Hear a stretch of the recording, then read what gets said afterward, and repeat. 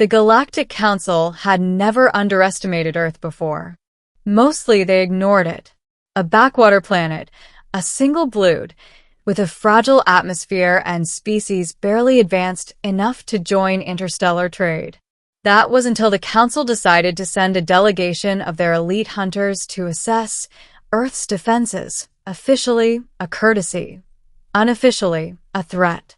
They arrived in ships that dwarfed the planet's largest cities, sleek and black as void itself, engines whispering death as they hovered in orbit. Each vessel carried hunters from the most feared species in the known galaxy, the Vorkai, with their chitin armor and plasma claws, the Everin trackers, known for telepathic hunting, the Drakari, swift, deadly, and nearly invisible under certain light spectrums. On the ground, humanity panicked. Earth's armies were nothing compared to a squad of the galaxy's deadliest predators. Cities went into lockdown. Satellites scrambled.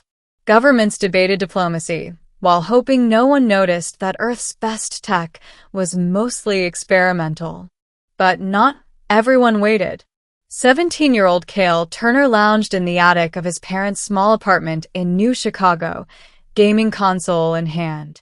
His reputation was notorious in school, rebellious, sarcastic, and impossible to discipline. If anyone had told Cale that the fate of humanity would rest on him, he would have laughed and asked if it was a joke. Yet here he was, staring at the emergency news feed showing massive ships eclipsing the sun. Grumpy teen? They're sending me, he muttered. Oh, fantastic. Humanity's last hope is a snack-sized teenager with an attitude problem. Cale's parents shouted from the living room. Cale, shelter now. Yeah, I'm on it, he muttered, tossing the controller aside. Instead of running, however, he grabbed his custom exosuit prototype, a personal project designed to enhance human reflexes and agility, cobbled together from scavenged tech, old drone servos, and a lot of duct tape. He activated it, feeling the familiar hum as the suit integrated with his nervous system. It was crude compared to alien tech, but it had one advantage: unpredictability. The hunters landed in the Midwest. Their armor gleamed, weapons charged, as they stepped onto Earth's soil. They expected resistance from armies, maybe automated drones. They did not expect Cale Turner. He watched them from a rooftop, binoculars in hand. Oh, this is rich, he muttered. You're gonna regret this. The first encounter was almost comical. Cale's exosuit allowed him to jump from rooftop to rooftop faster than the Drakari could track. His small plasma thrower fired in quick, unpredictable bursts, disrupting targeting systems. He ducked behind vents and leapt across streets, leaving holographic decoys where he had been. The hunters quickly realized that standard combat protocols were useless. The Everin telepaths tried to sense him, but Cale's mind was chaotic, streaming video game strategies, teenage sarcasm, and relentless improvisation. Their abilities, so precise with other species, misfired, creating illusions that Cale used to his advantage. Ha! Not today, he shouted, dropping a makeshift EMP grenade crafted from a blender motor and a magnetic coil. The Drakari's cloaking devices flickered as their sensors shorted, and Cale disappeared into a shadowy alley. Hours turned into a cat-and-mouse game. The hunters regrouped, frustrated by a single human teen who seemed to anticipate their every move. Cale didn't just survive. He hunted back. He tapped into abandoned drone networks, hacked traffic grids, and improvised traps from city debris. Every failed attempt by the hunters made him bolder. Finally, he cornered a Vorkai lieutenant in an abandoned subway tunnel. The alien raised its plasma blade, expecting to finish the fight with one strike. Cale grinned, tossing a makeshift flash bomb made from fireworks and leftover drone capacitors. The light burst, temporarily blinding the Vorkai. Cale's exosuit amplified his jump, sending him over the alien and onto a catwalk above. Hey, humans are fragile, right?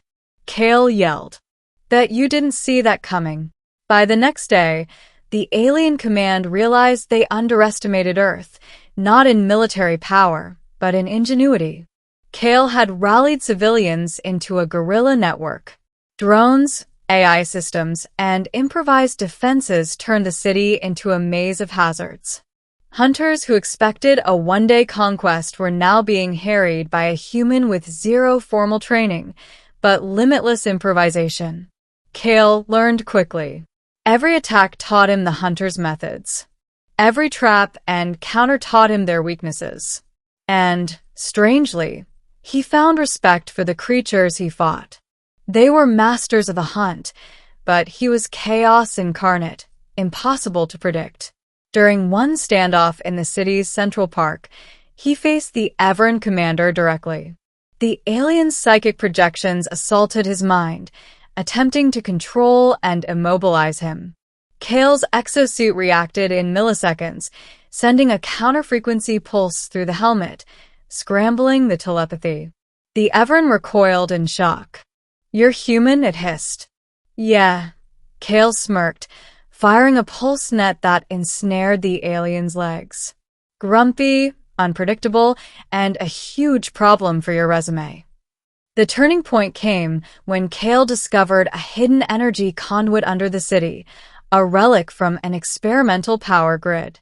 He realized he could use it to manipulate gravity fields, create temporary barriers, and even overload alien technology. With a series of traps and careful timing, Kale lured the hunters into a massive ambush near the old metro station.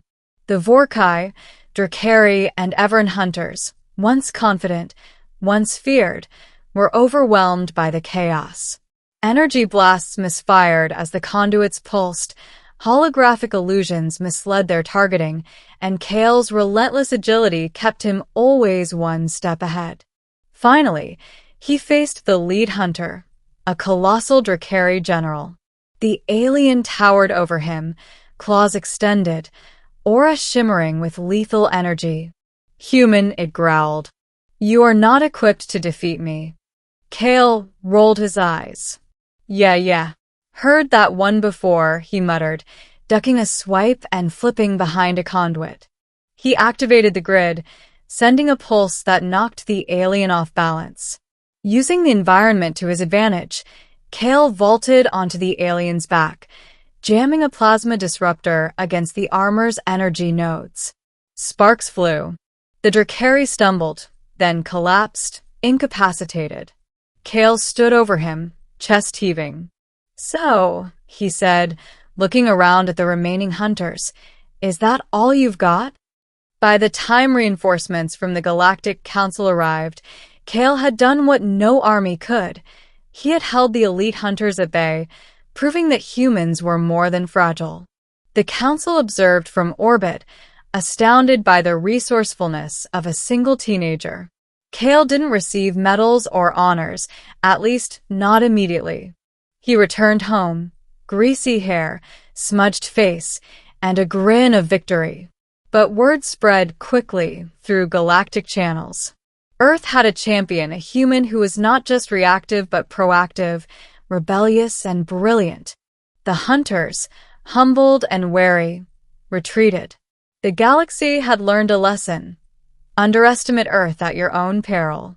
Kale lounged on his rooftop once more, controller in hand, watching the horizon. He smirked. Grumpy teen saved the world. Check that off the list.